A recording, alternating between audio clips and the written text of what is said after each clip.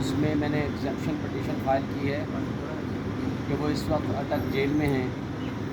اور اس کے ساتھ الیکشن کمیشن کو یہ بھی انفارم کیا ہے کہ میں اسلام آباد ہائی کورٹ کا حکم لے کر کے وہاں جیل سپرنٹنڈنٹ کے پاس گیا، اٹک جیل کے باہر 3-4 گھنٹے انتظار کیا کہ وہ ہمیں ملنے کی اجازت دے دیں۔ ہم نے انسٹرکشن سیکھ کرنی ہے لیکن ہمیں ملنے کی اجازت نہیں دی گئی، اور اس کیس میں ہماری معلومات کے مطابق شو کاز نوٹس کا جواب بھی ابھی تک نہیں دیا گیا، لیکن اس سے پہلے فرد جرم عائد ہونے کے لیے یہ کیس رکھ دیا گیا۔ یہ آج دونوں باتیں ان کو انفارم کر دی گئیں، اور اگلی تاریخ پیشی 5 سپٹمبر کی رکھ دی گئی ہے فار فردر پروسیڈنگز۔ اس حوالے سے میں ایک بات آپ کو واضح طور پر بتانا چاہتا ہوں کہ یہ معاملات ابھی لاہور ہائی کورٹ اور سندھ ہائی کورٹ میں موجود ہیں، جہاں یہ بات انڈر ڈسکشن ہے یا الیکشن کمیشن کو توہین الیکشن کمیشن یا توہین عدالت کی پاورز ہیں یا نہیں ہیں۔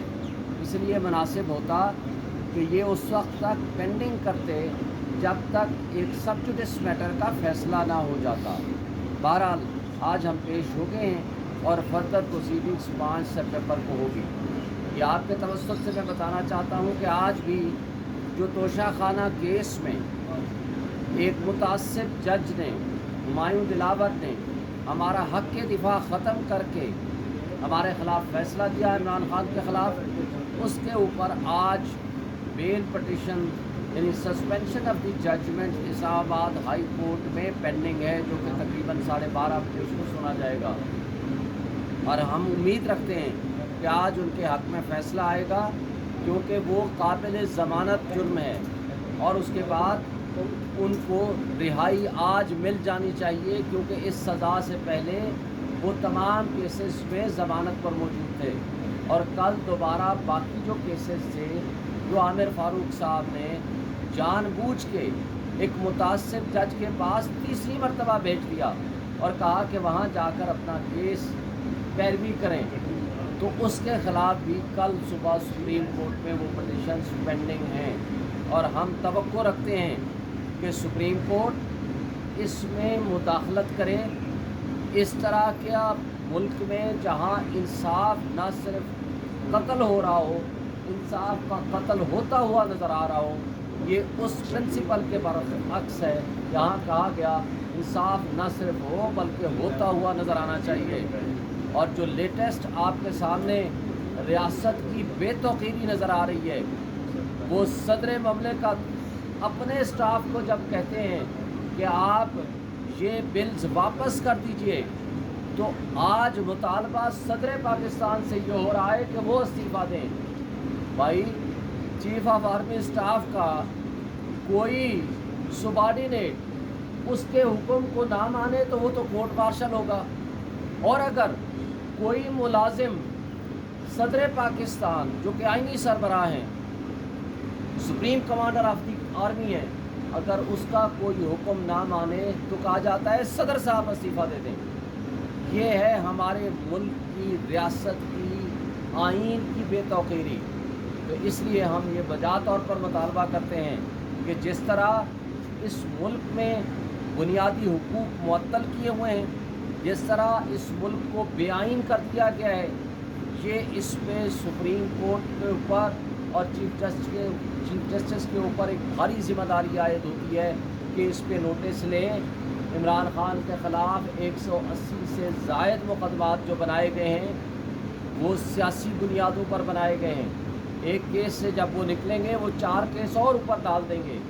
یہ طرز عمل نہیں ہونا چاہیے کہ ایک دن وہ پرائم منسٹر ہو، اگلے دن جب وہ باہر نکلے تو ان کو جیلوں میں گزارنا پڑے۔ یہ طرز عمل، یہ سیاست کو تبدیل کرنا ہوگا، یہ اداروں کو پولیٹیکل انجینئرنگ کے لیے استعمال کرنا بند کرنا ہوگا، اور اسپیشلی جو سائفر کا معاملہ ہے، آپ دیکھیں گے کہ ایک شخص نے ملک کی سلامتی کو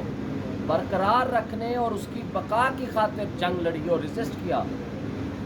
ایبسلیوٹلی ناٹ کہہ کر اقتدار سے الگ ہوا اور عزت پائی، اور جو لوگ بیگرز آر ناٹ چوزرز کہہ کے اقتدار میں آئے،